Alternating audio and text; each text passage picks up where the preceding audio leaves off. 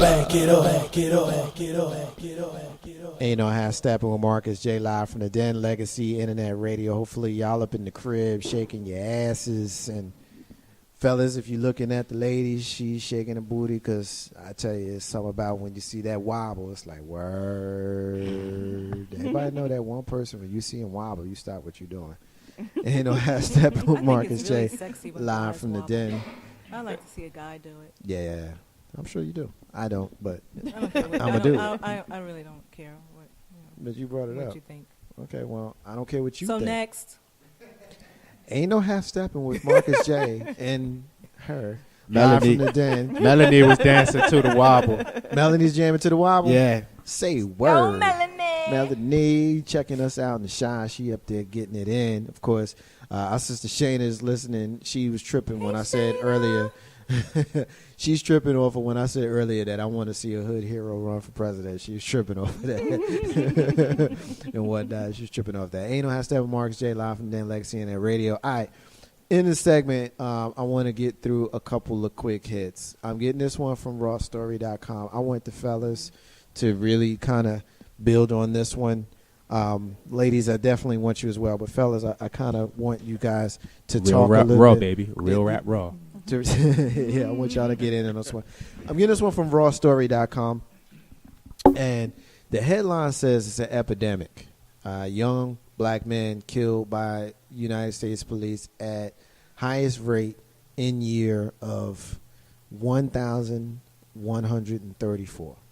So in 2015, young black men were 9 times more likely than other Americans to be killed by police officers, according to the findings of a Guardian study that recorded a final tally, once again, of 1,134 deaths at the hand of law enforcement officers. Despite making up 2% of the total U.S. population, black males between the ages of 15 and 34 comprise more than 15% of all deaths logged this year by an ongoing investigation into the deadly force by police. Their rate of police-involved deaths was 5 times higher than for white men in the same age group. Paired with official government mortality data, this new finding indicates that about 1 in every 65 deaths of a young black man in the United States is a killing by police. This is epidemic. It's disproportionately affecting black people, said Brittany Packnett, an activist and member of the White House Task Force on Policing. Quote, "We are wasting so many promising young lives by continuing to allow this to happen." Overall, in 2015, black people were killed at the rate twice that of white, Hispanic, and Native Americans. About 25% of the black killed were unarmed, compared with 17% of white people. The disparity has narrowed since the database was first published on the 1st of June, at which point black people were found to be twice as likely to not have had a weapon. The Guardian's investigation, titled "The Counted," began in response to widespread concern about the federal government's failure to keep a comprehensive record of people killed by police. Wow. Okay. There's more here. I think we got to. I think we got to set up, and I'm getting emotional even reading that. Mr. 3375, we'll get you back in here in the discussion. You hear the setup here. Let me get you to respond to what you just heard. As a father of a 4-year-old, it's very, very disturbing because it's going to be difficult for my little man to grow up in this world, and it ain't going to get better. It's going to get worse if you believe in whatever the Bible says, whatever. But it's a tragedy, man. Like I'm scared for him every day to go to school. And he's 4, he's 4. And I got nephews, 5, 6, 7, 8. They got to come out here and deal with this. It's something got to give some way or another of how we can protect our young black men. Yeah, Faye, I'm a father of a 2-year-old. Yeah. But this just tells me that they're running out of room in the penitentiary Yeah. in the facilities, in correction facilities. So what other way to get rid of them? Kill them. Kill them. Yeah. Stop young black men from creating more, because it's scientifically proven we're stronger than the white man. Right. So stop them from creating more babies, stop them from everything.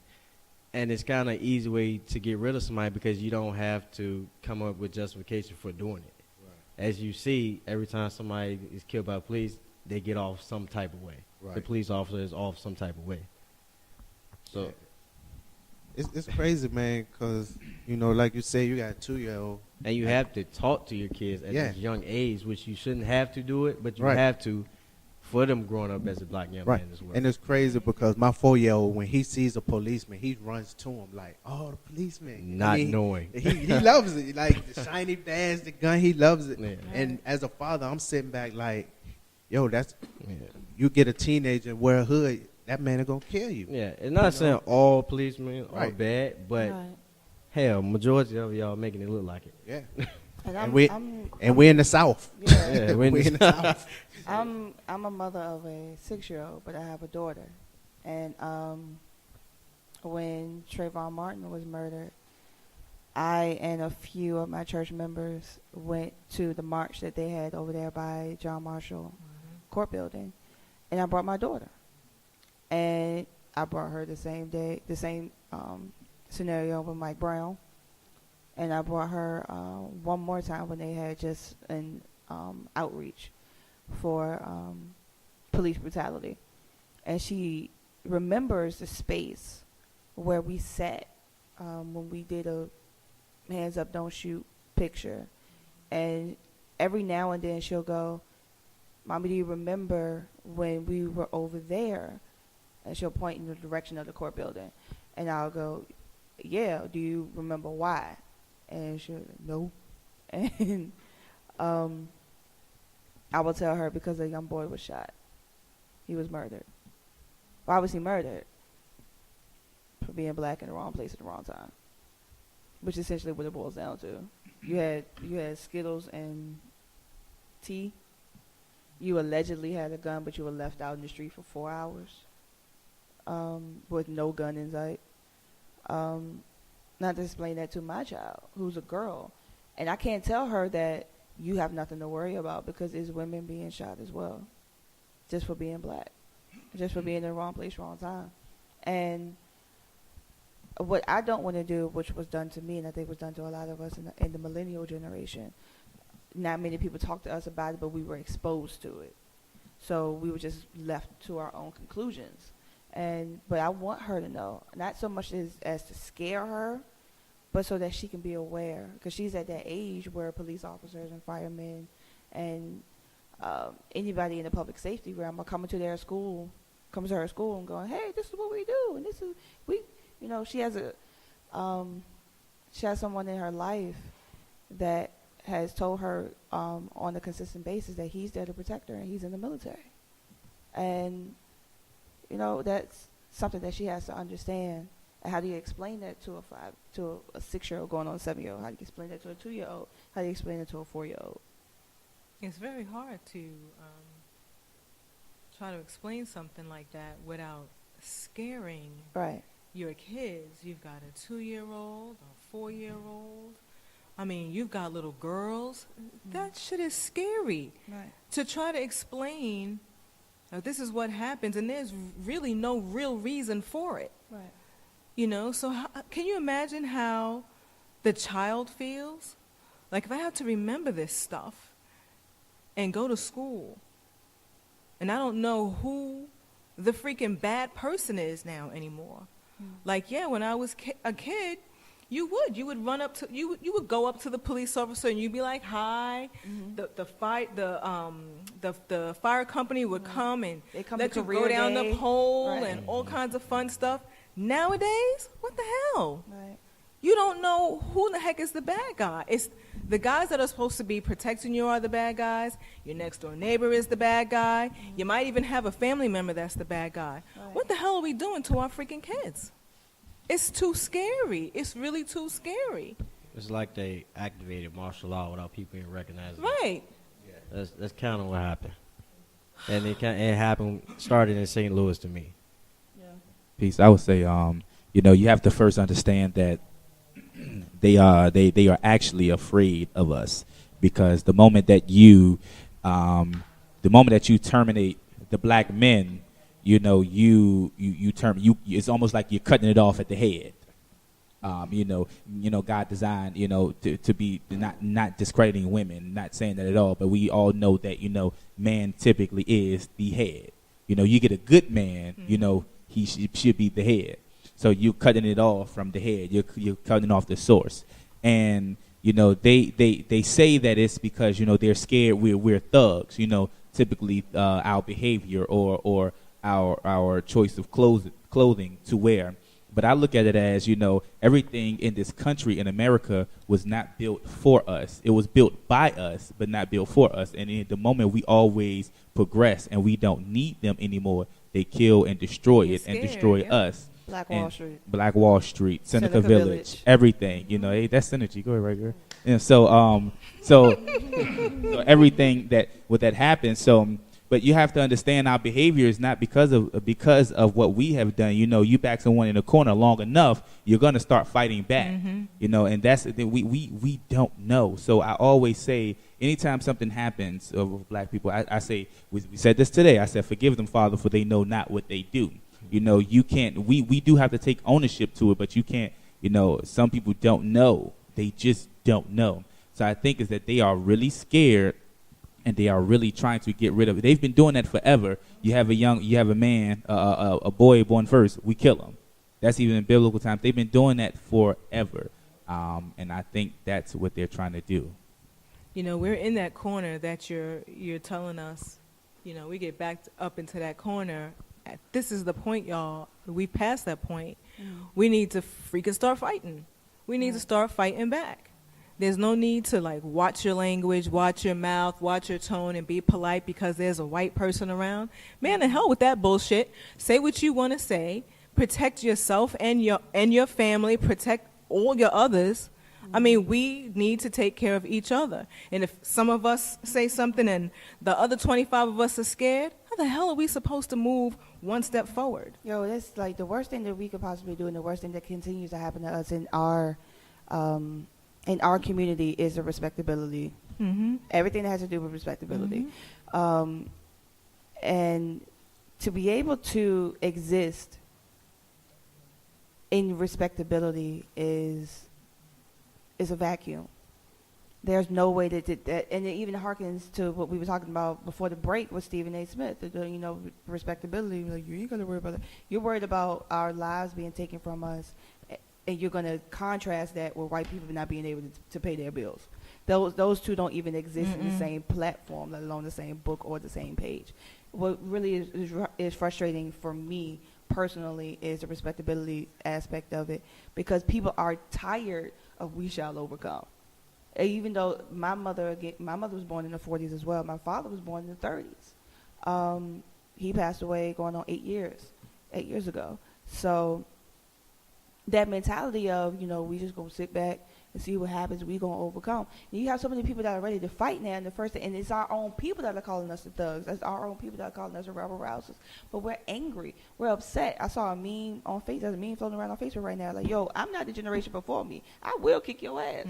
I'll fight all of y'all. And that's really what it's boiling down to. So yeah, the fear is there because you rattle a cage enough, the animal is going to react. And if you keep going around that cage with your little bully stick, you ain't gonna do nothing. Poking. You ain't gonna do nothing. You know, when they get out, oh my gosh, and that's the biggest lie that's been cultivated over the last 4 years. I feared for my life. right. I listened to this, and I listened to all our comments, and I listened to the setup. I'm like literally getting emotional, like sitting here thinking about it, because it just makes me so angry. Like I'm almost about to start like shaking. I get so angry because this shit ain't new. It's not new. No. Like, I just read those numbers, but it's not new. It's like when you them think numbers are about off. when you think about the abolishment of slavery.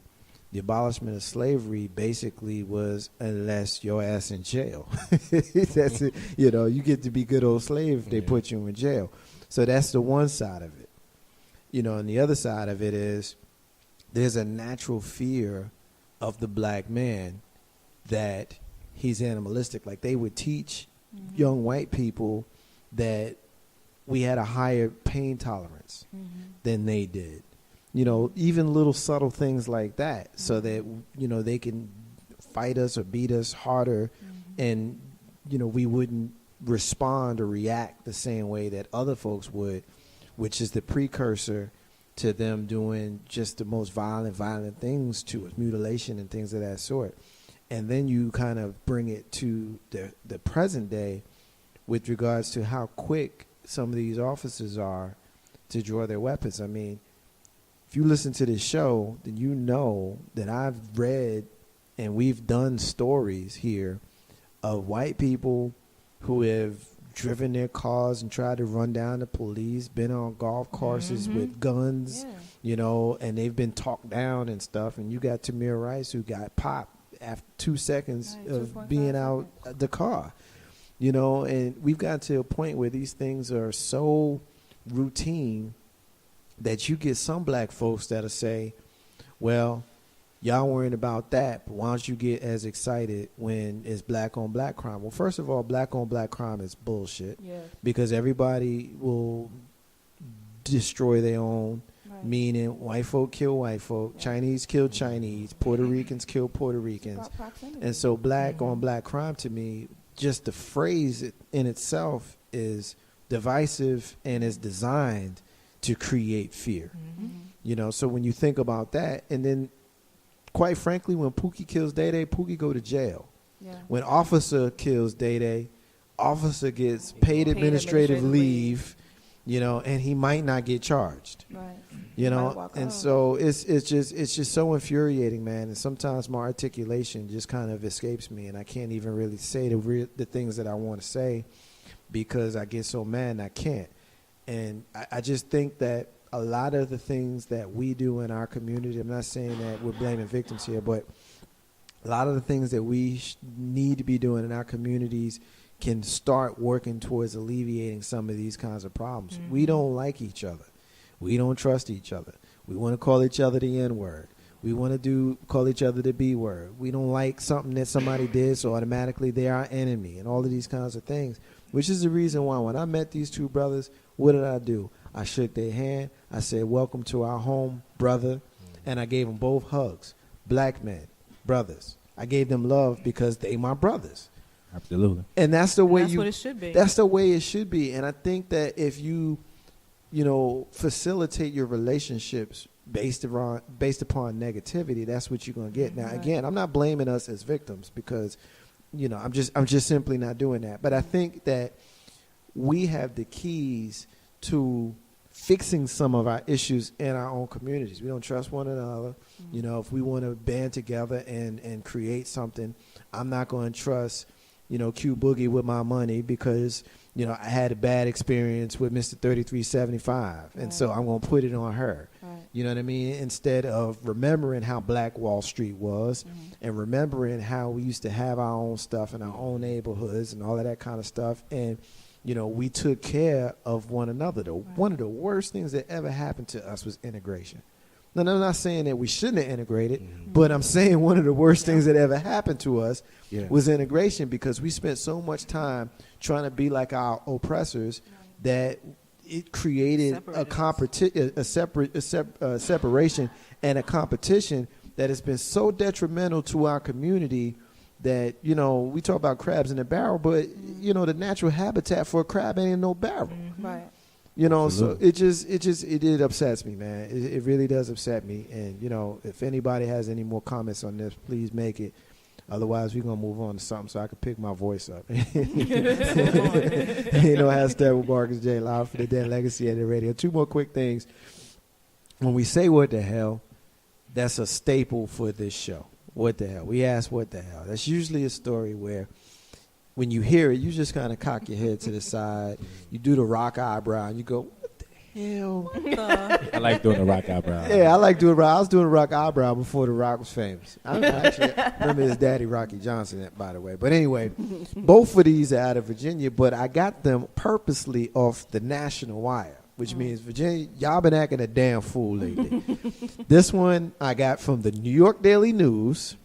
It's a story out of here in Virginia about two Virginia firefighters that rushed a baby girl to the hospital, likely saving her life as she suffered from a seizure, Yeah, they got suspended for a week because they used a fire truck that wasn't commissioned to transport to do it. The hell? Black and white. What? Yeah.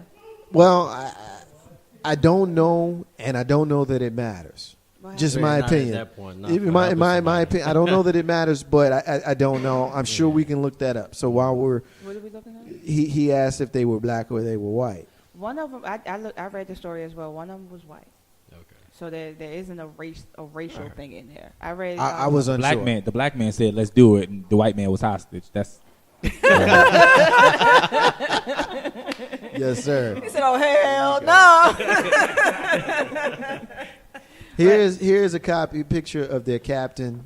Yeah, I was just reading that. He's he's very Yeah. clearly Oh, okay. a Yeah. white So dude. it wasn't in the Addams budget. family. It That- wasn't in the budget to drive Man. that distance. No, it was Something would have essentially happened. yeah. In It was that essentially truck. like the people in the two officers were trying to find the ETA on the ambulance. They said it was like 10 or 15 minutes out. Right, and then even that was shaky because they were like, they couldn't get consistent Right.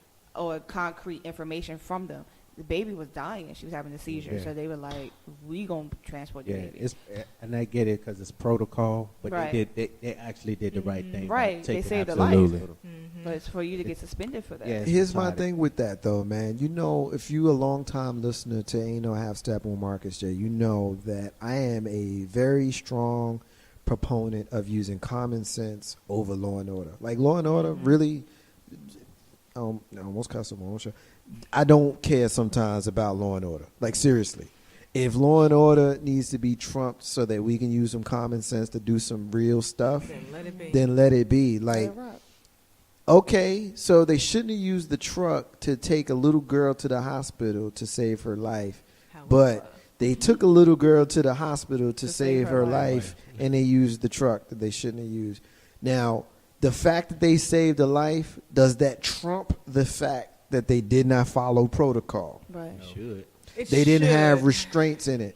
And so the logic behind their suspension is they endangered her life. But let's say that that's what you're thinking in the moment and you decide, you know what, we're going to take that chance. The end result is they saved her life. Right. And so there's a time when the ends justify the means. And this is one of them times, man. That shouldn't even be a question. Really?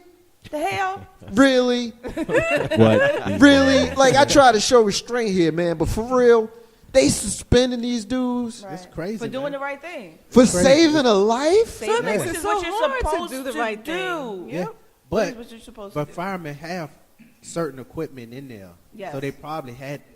Yeah. They just didn't have the restraint for her. Even That's if it. they didn't, they Saved saved her her life. Yeah, life. that's what matters. Because the at the end father of the day. It's gonna came make through it. and was like, "Yo, she may not be here if they wouldn't have thought She it would've could died. be. She would have died." They're gonna make it so that next time they'll just be looking at the child. And that's happened before too. Yeah. That happened. A baby died in a kind of reverse scenario. Ambulance right here. and they probably House just right here. They were like, we didn't hear from our supervisor that we can go in yet. and it just Baby so died happens that because of next that. child gonna be a black child. It's just it's money. It's in the it was it costs to start up a vehicle. It costs to start up those vehicles, Right. and they didn't have that in their budget apparently. That's But After the Hakeem is after the listening That's to what it us. all boils down That's to. what it came Right. down to. Exactly what Hakeem is talking. You see how she shushing Hold it people down for you, now. Hakeem. Hakeem said he's not sure that race matters.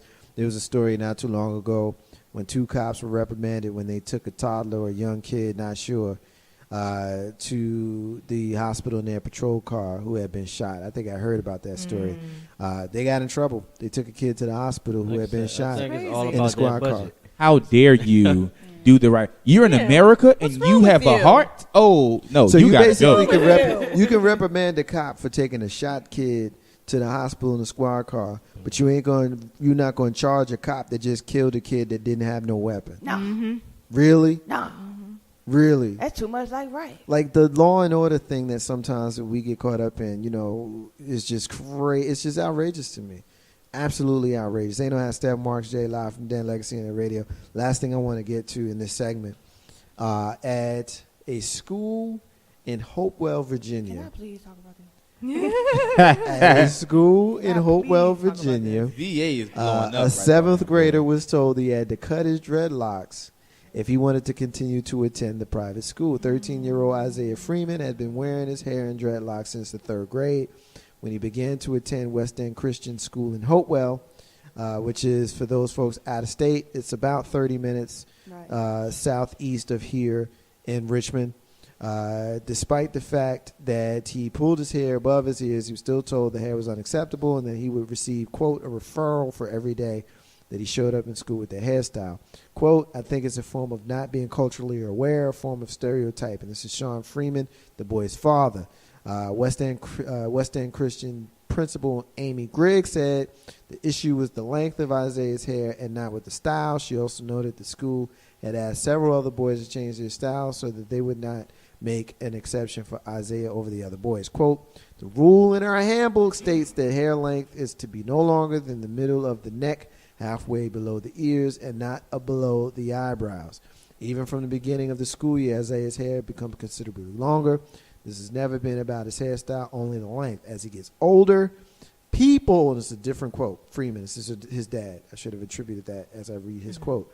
As he gets older, people are uncomfortable with him having dreadlocks and getting older and bigger. It's an issue of people feeling uncomfortable with young black male having dreadlocks and having a certain persona of negativity. What you think, Q? Man, let me tell you. Seeing Been in waiting. her eyes. She has been Man. waiting to talk about this. FYI. she Everybody about to drop get your mics. Drop your it's mics. over now. She about to get him. Doo-doo. Bruh. My daughter has dreads. She will be 7 in May. We went through so much over the last year with these dreads. I am natural, so is she. I came to the conclusion of giving her dreads because I didn't know what to do with her hair, to be honest with you. Mm-hmm. But then I came to her and was like, hey, what do you think about this hair? She liked it. A friend of mine started her dread. She was great. She was also in a private school here in Richmond. I ain't going to say their name because I ain't going to glorify it. She got bullied for her dreads from little kids because little kids are assholes. So she got bullied for her hair, came home, and cut them. Right, good old little mini chop right in the front of her head, back of her head, and on the sides. Went through a year and a half of trying to grow them back, reattaching things, losing the dreads that she cut, all those different things, all to finally come into acceptance. I had to sit her down and go, do you love your dreads? First she told me no. I asked her why. Because other people don't like them. It's not an answer. Mm-hmm. Do you like your dreads? Because you loved your dreads until somebody told you that you shouldn't. Mm-hmm. These little girls or whoever told you that they were dirty, they were nasty, they don't like the way they looked and all that, but you loved your dreads until somebody told you you shouldn't. And I have friends that are my age, some that are a little older, that have dreads as well, both men and women. And when she was dealing with this, I would go to them personally before she got to them, like, hey, we dealing with this, so now this is what happened. Let her, show her some love. And I had friends that were like, oh my gosh, girl, I love your dreads. You look so pretty. She had the little beads and the little gold little closures and everything on them. She was good. Now she's at a different school. And I've yet to hear anything about her hair as far as her dreads are concerned from the establishment or any of her friends, teachers, or whatever. From what I'm hearing, they love her dreads, and she's falling back in love with them as well. So this hurts my heart on a personal level because I know what it feels like to have a kid with dreads, especially a kid who has accepted their dreads. It's one thing, you out here with a ponytail, and your mama put it in because she really feel like messing with your hair. Mm-hmm. Dreads are a commitment on both sides. I have to commit to getting them done every week and a half to 2 weeks, possibly every month. And she has to commit to not cutting them anymore. And so it took a lot for her to get to that space to go, you know what, my hair isn't like my mom's. My hair isn't like the girls at school. My hair does this. And I'm like, yo, you know how cool your hair is? Mm-hmm. My hair can't do that. My hair is too curly. It's not thick enough for me to do dreads. You can do dreads. know how cool that is? And I had to reinforce it in my child. So to tell a kid, cultural wise, because this keeps happening. I keep seeing these stories of these kids, both girls and boys, being told that their hair is an issue. And what's frustrating is that it's coming from each side. It's not coming from mainly white people. It's not coming from mainly black people. The girl in Jamaica, I believe, a few weeks ago, demanded that the superintendent or their what do they call it? Well, essentially their superintendent there said that she had to do something with her hair because she just viewed it or deemed it as unkempt. Well, she's just like, no, I have a fro. I pick it out every day. This is what I do with my hair. And she had just deemed it as, I don't want to say unprofessional, but essentially unprofessional and unclean because it's out of your comfort zone. And I deal with that on a workforce basis. Well, I did deal with it on a workforce basis on a personal level where my hair was too big. So obviously my work is going to be affected by that. I can't answer this phone call because my fro was too big. I can't answer this phone call because in commemoration of my child going through what she went through with her dreads for her birthday, I got faux locks. Because I'm like, I'm going to stand with my child. And I walked into her school. We both got faux. Oh, girl, your hair, let's shut up. So I was like, because y'all didn't do anything with my child with what she went through. Right. So to essentially tell a child that their cultural expression is not favorable. It's not accepted. But then, a few months ago, not to make it a race thing, but this white kid, she's in 8th grade, decided that she wanted to have dreads because she decided that she wanted to be a Buddhist. And she came to school, her people were like, okay. You know why? Because it's a religious thing. You know what I'm saying? And the whole time you were saying that, I was like, if it was a religious thing, there's nothing you could do about it. Right. That's the workaround. I get it. That's the workaround. Right. I get it. Like, with your hair, like your hair's going to interfere with with my work. It doesn't make any sense whatsoever. Here's the catch-22 though. Here's the kind of the flip side to it. If it's in the rule book that you sign as a parent that sends their kid to a private school, and it's in there, you signed it, then what recourse do you have, and how dare you get mad and get in your feelings about it? Like if we're in a public school, then we're having a completely different conversation. Can't make their own rules. You're in a public school. Yep. But when you're in a private school, which is what West End Christian is, and I know about West End Christian because my daughter's school is affiliated with them athletically. They so I've been in that building, and I've probably seen that kid, to be honest with you. I mean, I'm not speaking of hyperbole. I'm not making this. I may have even seen this kid. And if it's written in the rule book that says that your hair should be a certain kind, I think it's nonsense that they would have that rule. But Right. if that's the rule and it's in the rule book and you signed it, not sure that I'm going to be able to side with you on it because that was a decision that you made. When it was time for my daughter to go to school, one of the schools that, was considered had a rule that I wasn't comfortable with. One of those rules said, not only do you have to go to church every Sunday, but you got to prove that you go to church every Sunday. And I was like, hell no, I'm not sending my kid to this school. You kidding me? I ain't been to church in 20 years. You kidding me? Like, seriously. I mean, Right. if Bring you, in your bulletin if on you Monday. wasn't standing at the front with a white dress or laying there in a brown suit, I ain't been in your church in 20 years. I mean, I'm just being real. And so you trying to make that a rule, not comfortable with it, she can't go here. Yeah. So Yeah. that's kind of how I look at that. And so, I mean, we can talk the cultural connection and all of that kind of stuff if he was going to Hopewell Middle School. But because he went to West End Christian in Hopewell, And I have a question about that because obviously, it's been a few months. If this happened this school year, dreads don't grow that quickly. So there must have been something happening there before that time frame. Well, they said he was getting, I It was guess it was referrals and stuff. So they were slowly trying to warn him, like, it's getting a little bit out of hand. It's getting a little bit out of hand. It's getting a little bit out of hand until it came to a head. That's my interpretation Okay. of the question that you're asking, and I agree with you. Like unless you You unless saw me coming with these unless you dreads.